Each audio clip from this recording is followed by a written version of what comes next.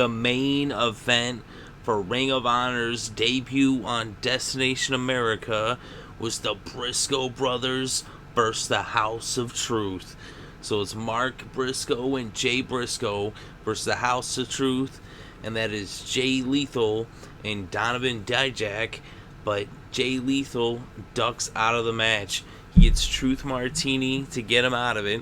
They actually had a little thing before, a little video vignette, and it wasn't backstage, it was in the parking lot. And Jay Lethal and Truth Martini were talking, and Truth Martini said, "I'm going to get you out of this. We're not going to give him the champ for free."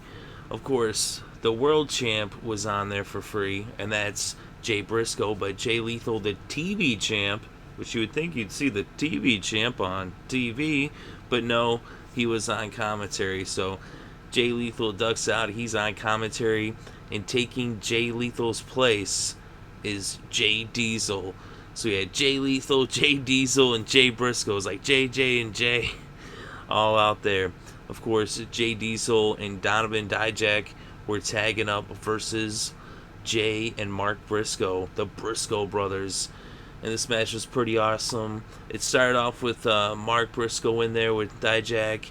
And I'll tell you what, Mark Briscoe has the loudest chops in all of wrestling. Those things, man, they like, you could hear those things echo throughout the arena and all the way through your television. It was crazy. I mean, those are some loud chops.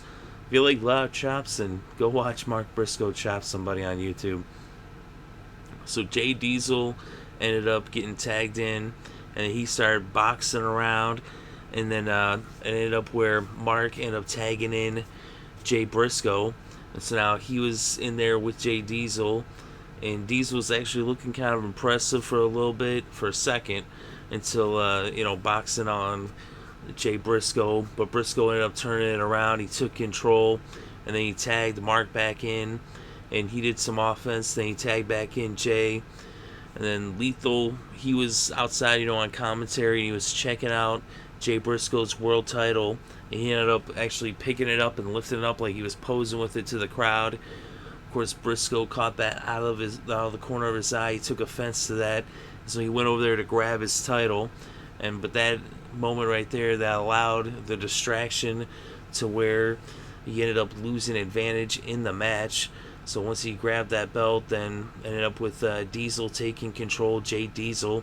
And then he ended up getting the tag to Dijak, and then he ended up tossing Briscoe across the ring, and he went for a pin, but Jay Briscoe kicked out. Dijak then tagged in Diesel. He did some offense, and then he tagged back in Dijak. He did some offense, and he tagged back in Diesel. They were tagging back and forth quite a bit. It was a pretty good tag team match. And then Jay Briscoe, he ended up fighting off Diesel and Dijak, and then he got the hot tag to Mark. So then Mark Briscoe hit the ring, and he unleashed some redneck kung fu, and then a pair of mule kicks, and then he ended up doing a rolling fireman's carry slam, and he went up top, but Truth Martini, he distracted the referee, and that allowed Dijak to come over and hit Mark Briscoe with a big boot that knocked him off the top rope and sent him to the outside. Dijak then dragged Mark into the ring, and Diesel went for the pin, but Mark Briscoe kicked out. So then they cut to commercial, and they came back. Mark was getting beat down by Dijak. He tagged in Diesel. He did a power slam, and then Mark Briscoe kicked out at 2. And then Diesel did a fall-away slam, and then he ended up tagging in Dijak. Dijak was working over Mark in the corner, but Mark Briscoe ended up fighting him off. And then Dijak tagged Diesel in, Jay Diesel, but Mark ended up fighting them both off. And they were trying to double team him, but he was able to get loose. He got the hot tag to Jay Briscoe, and it was boots to asses. As Jay Briscoe just unloaded some big boots to both men. He was just getting them back and forth with big boots. It was pretty awesome. And then he ended up tossing Dijak over his head. So then Jay Briscoe did a neck breaker to Jay Diesel. Then he sent Dijak over the top rope with a clothesline. And then he did some punches to Jay Diesel. And then Mark Briscoe hit Dijak with a single leg drop kick through the ropes. And then Jay Briscoe lifted Jay Diesel, and Mark Briscoe went up top for the Doomsday device. and he nailed him with that clothesline. And it was 1, 2, 3. The Briscoe brothers win. How about them boys? So then after the match, though, Dijak ended up grabbing Mark Briscoe, who was on the ropes. He picked him up in a fireman's carry, and then he hit him with what looked like a version of the GTS, hitting him with the knee to the face. But then Jay Briscoe came over the top rope with a cannonball. He nailed Dijak, then he brought him into the ring. It looked like he was setting him up for the Jay Driller. But Jay Lethal came in, he interfered, but then Jay Briscoe hit the Jay Driller on Jay Lethal. That's a double underhook pile driver. It was nasty. It's pretty awesome. Truth Martini, he was pissed off. He was like, oh, you can't touch the champ. And so then they went off the air. It was a pretty cool main event, a pretty cool tag team match. Definitely good to see the Briscoe brothers in there mix it up. They kick ass. They're awesome. And I can't wait to see more Ring of Honor. This was an awesome first show. I said Jay Briscoe's the man. And, Jay Lethal, he ducked out. So you're going to have to wait till the Battle of the Belts. I believe that's June 19th. And maybe we'll see what happens next week. But Jay Briscoe did get him with that Jay Driller at the end. So that was pretty cool. And like I said, it was a pretty cool match. The Briscoe brothers kick ass. I'll tell you, Dijak actually looked pretty impressive, and Jay Diesel, he's pretty ripped. He is actually pretty diesel for a short little dude. I mean, pound for pound, or inch for inch, he's got to have the most muscle of anybody.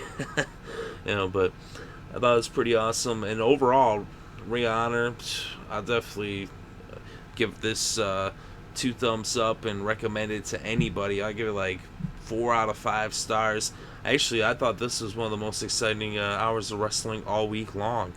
And it's definitely better than TNA. So, TNA, you're going to have to step up your game.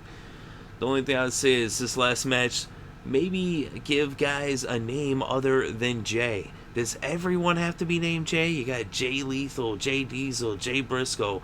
I mean, like, Jesus Christ. But, Jay Briscoe's the man. So anyway, I thought it was awesome, and overall the show was really good. It was a good main event. The main event actually was like the second half of the show, and all that action happened early on. That was just like the first half hour, and then this match started about the 35, 40-minute mark. So it was like the last, 20 minutes or so of the show. But it was pretty good. It was good action. Ring of Honor kicks ass, and I'll definitely be tuning in to watch it next week. And to be honest with you, actually, as Ring of Honor, it went off the air, and it was like NXT, and at the same time I had both TVs on, and so it was like I had on over on the side. I wasn't really paying so much attention at first. I had to rewatch Ring of Honor after I was like watched it a couple times, especially certain spots were just so awesome. I kept watching them back and over. In every single match throughout it was only 1 hour. I could have watched 2 hours of Ring of Honor. It would have been awesome to see even more action. They got a lot more people to showcase that I'm looking forward to seeing next week. Already we know they're going to have the tag team titles on the line, and they're also going to, the Bullet Club's going to be on next week. I'm looking forward to that. But I'll tell you what, as soon as TNA came on, I was like, alright, well, TNA's on now, but within about 1 to 2 minutes, I shut it off. I'll go back and check it out because I'm gonna force myself to watch it because I'm interested to see what they actually put on, as having such an awesome lead-in with the Ring of Honor and so much awesome action leading into TNA. But then in the beginning of TNA, it started off with dudes in the ring singing, carooning for EC3, and I was like, oh, I'm changed channel. I was DVRing it anyway, but I was like, man, I don't even want to listen to this. I'm like, I still gotta record and cover what happened in NXT, and then go back and watch Ring of Honor and record for this too and give it my attention. I was like, man, that is just is TNA trying to force viewers away from their product? I mean, really, as soon as it comes on, it's like, yes, we're sucking right away. Change the channel. The good stuff's done. Because Ring of Honor kicked ass. It was awesome. TNA, I haven't even watched it yet. I'm going to have to force myself to watch it just for the sake of, I'm kind of interested, what did they do? But it was such a bad start to the show that as soon as it came on, I was like, I switched over to the Stanley Cup. But Ring of Honor, it was awesome. Like I said, I ended up watching it again once I did everything I had to do to record for NXT, and the Wednesday Night Wars are on. I'll tell you what, they got competition with Ring of Honor, because Ring of Honor, this right here, I already had high expectations and they lived up to it. And I mean, they surpassed my expectations with this first show. It was like even better than I thought it was going to be, and I already thought it was going to be awesome, but this just was like, they knocked it out the park. I'm interested how many people tuned in. I know that it's going to have a really good buzz and word of mouth, because I'll be telling everybody, hey, you got to check out Ring of Honor. This shit is awesome. Like, this is, like, for people who have been turned away from wrestling, now they're going to start turning back to wrestling if they got this to watch every week, because this was awesome. It was reminiscent of, old school ECW. Not quite to that point. ECW, that's kind of, legendary, historic. Like, that bar is just so high. But this was like, I don't know, for the fact of it's a lot of stuff that's been missing in wrestling, they were hitting it on all points. Like, and it was just awesome. Some really good in-ring action. It's a really good show.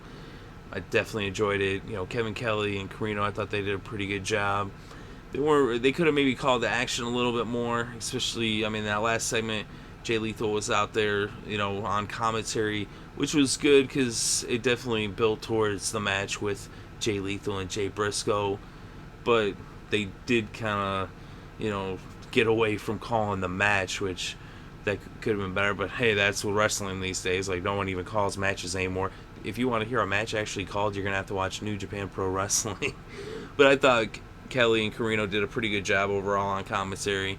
I actually did think it was good having Lethal there on commentary. And I thought it was pretty smart taking him out of the main event and putting him on the mic. Because that way that, it introduces fans more to his character and gets you to, not like him.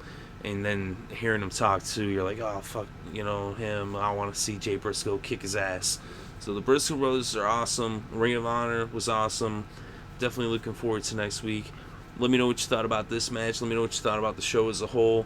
I'm definitely interested to read your thoughts and opinions. Thank you very much for listening. It is appreciated.